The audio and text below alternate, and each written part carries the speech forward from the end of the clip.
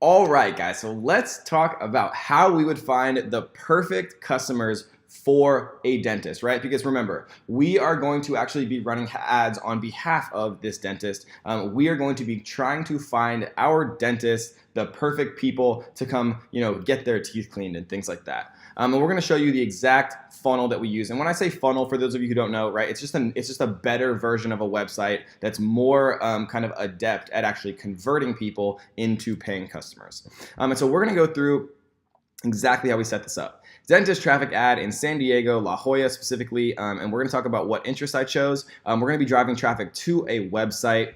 And so obviously once we had pixel data, on our website, once people kind of, have been visiting our website and things like that, maybe we could add a custom audience, or if we got a lot of data, we could create a lookalike audience if we wanted to like expand it into like nearby counties or something like that. But for the most part, we're just going to be using kind of the detailed targeting down below.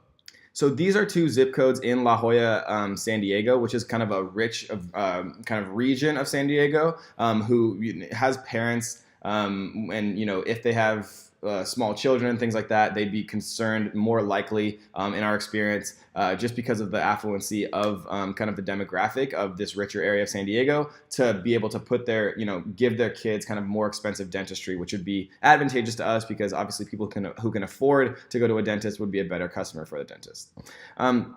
So these are the two zip codes right here. We also did what's called dropping a pin. And so what we did was we zoomed in a little bit. Just so we covered a little bit more ground than just these two specific zip codes, we just dropped a pin right here. And then you can choose how large of a radius, like you can make the circle bigger or you can make the circle smaller. And if you do it this way and you drop the pin like this, you actually don't technically need the zip codes because it encompasses them. And so we're just gonna do, let's do 14.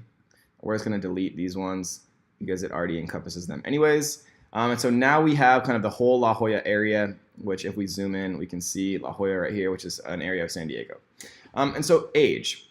And so let's think about this for a second. Who that sees a Facebook ad, because there's two types of customers here. There's the customer for us, which is the dentist, and then there's the dentist customer, which is the person who's scrolling through their Facebook feed and sees an ad for a dentist and clicks it, right? So what we're concerned with now that we're a Facebook ad agency is getting our customers, right?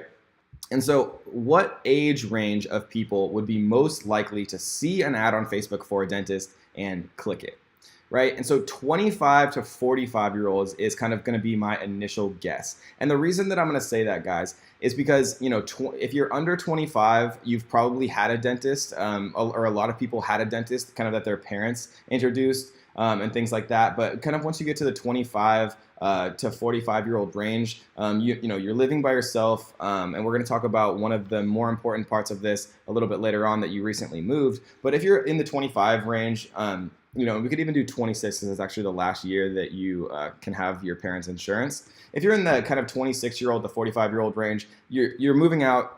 Normally, you're on your own. You don't have your parents' insurance anymore. And people in that general age range between 26 and 45 are having kids, right? So I'm going to take my first kind of stab in the dark as just women. And the reason for that is I've found that women tend to, especially kind of in the husband-wife kind of team, women tend to choose the doctor and dentist more often than men do. And so obviously, if I was going to do this for real, I would do all genders. I would split test and men, and I would split test just women. And I'd be very sure that men would perform significantly worse than women and all. And I think women would perform the best. So I'm just going to take a shot in the dark as women here, but I would, again, split test it just to be sure with, $5 to $10 to $20 a day. We're going to do English here, and it's actually important that we choose English for this one. And the reason for that is San Diego has a very large Hispanic population, and so showing ads to people in English, and then showing them to people who potentially only speak Spanish using Facebook, then you'd be wasting ad spend, right? You'd be showing an ad to somebody who doesn't speak English potentially, and you'd be paying for that. And so we're going to choose English just to make sure that everyone we're showing ads to actually speaks the language that our ad is in. So detailed targeting. So this is the important part, guys, right? Include people who match at least one of the following: parents with preschoolers who are 3 to 5 years old. I think that the people who are most likely to be shopping for a new dentist would be parents, right? Would be a team of a husband and wife, or a same-sex team that had children.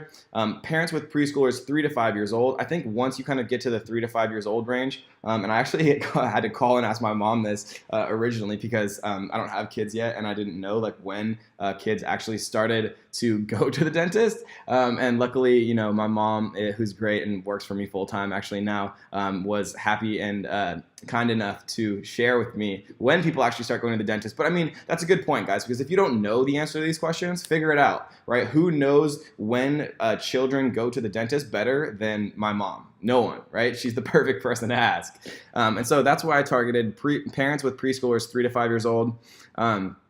Parents with preteens 8 to 12 years old. We see this is out of order, but 3 to 5, 6 to 8, 8 to 12, 13 to 18. Because over 18, you know, your kids usually start to go to college. Most people who get their braces and dental work done and things like that do it before the age of 18. And so there's kind of a lot of thought. And the point is, guys, you know, take your best guess, because at the beginning, you're not going to know until you start to split test, right? And if I was doing this in a more formalized sense, I would probably split test this, where I would make one ad set that only had parents with preschoolers 3 to 5, and then I would split test, I would duplicate it and make one only with parents with preteens aged 8 to 12.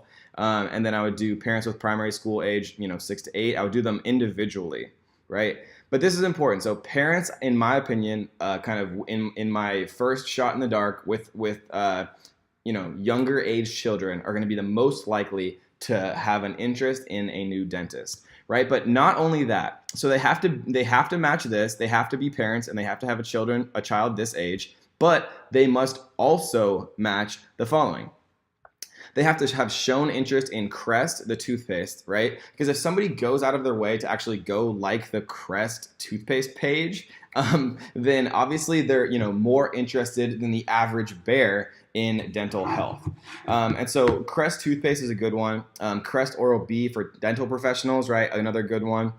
Crest white strips. If somebody's interested in Crest white strips, then they're probably interested in having white teeth. If they're interested in having white teeth, they probably care more about dental health than the average person does. And so these are great ways to kind of narrow down your target audience to people who are parents with kids 3 to 18 who are also interested in these dental hygienic companies or products, to kind of signify that they're more interested than the average person in kind of oral hygiene. And then most importantly, in my opinion, in this specific case, is must also match at least one of the following. Because it's important to note here, guys, there's 3 groups. They have to be this, they also have to be this, and they also have to be this, right? So we're really honing down on this first kind of shot in the dark, and then we're going to see whether or not I'm actually right. But again, like always, the true tell is going to be from once you start to split test, which we will talk about in the future modules. So I think it's really important that they have recently moved. Facebook gives you so many options here and so much variety, like we talked about, all of the different interests, demographics, behaviors that you can target, right? So a great demographic, right, that they label as life events is that they recently moved. And Facebook knows all about our geography. They know where we are. I know it's creepy, but for us, it's great.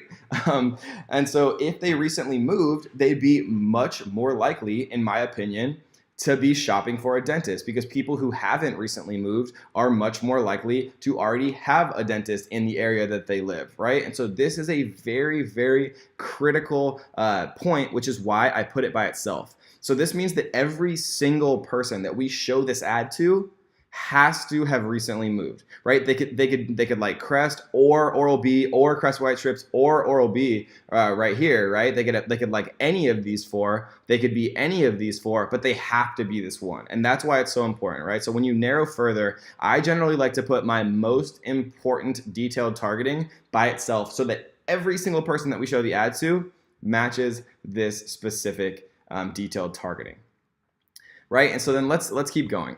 So placements, like we talked about kind of in the last modules, how I like to set this up is I'll do one split test that has mobile only.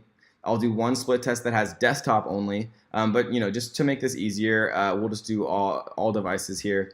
And we're gonna get rid of some of the stuff that doesn't really work, right? Instagram has different sizes for ads that are optimized, so we're not gonna do that. When we run Instagram ads, we'll do it in perfectly optimized sizes. We're gonna get rid of some of these ones that just don't work well, and we're gonna focus on the Facebook feeds, right? Because the Facebook feeds are by far the most profitable type of ad placement that you can actually run, right? So we set up our location, we set up our ad set name, age, gender, language, detailed targeting, placements, right?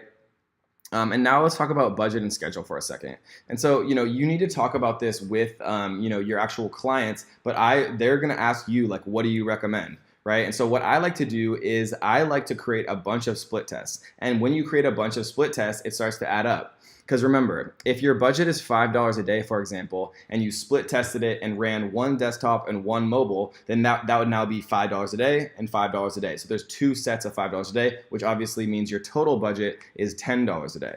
And so, depending on what your clients are comfortable spending, I generally like to recommend that they start by spending, between $20 and $50 a day. And so if you have 4 split tests here, or 10 split tests if they allow you to do $50 a day, or $100 a day, obviously the more split tests you can have and the more that they're comfortable with, and the more that you can quickly show them results, the more comfortable that they're going to be actually, actually spending more daily budget once they're kind of seeing and feeling that that additional profit that you're adding. Because an important note about this, guys, is that the quicker that you can show them results, the better they're going to feel. People that have never advertised before, it feels weird spending money with no tangible result, right? Like, what am I spending money on? Like, I don't get like a prize, I don't get a basketball, I don't get like a physical product, I don't get anything, right? It seems very intangible. But when they hear the phone ring and somebody calls in to the dentist business and says, hey, like I'm responding to an ad I saw on Facebook, like I want to claim, my free teeth cleaning, I saw an ad from, Kevin David or whatever the name of the page was, then that feels so much more real. The secretaries are going to start talking about it. The nurses are going to talk about it. Everybody's kind of going to be buzzing about this amazing, new thing that you created for them, right? You brought them a client that they would never have otherwise had. And that is the magic of Facebook ads, right? And so, it's going to be a hard sell giving them a large daily budget, but once they feel results and see the profit and the value that you're bringing, right, it's going to be so much easier. And so that, guys, is the dentist. How I would set up, a basic kind of first test, the quote unquote shot in the dark, with a lot of, thought behind it, obviously, that we would then start to duplicate and split test and start to see what was actually working and what wasn't, scaling the ones that were, obviously pausing the ones that were not, guys. So I hope you enjoyed that one, guys, and let's get to the next example.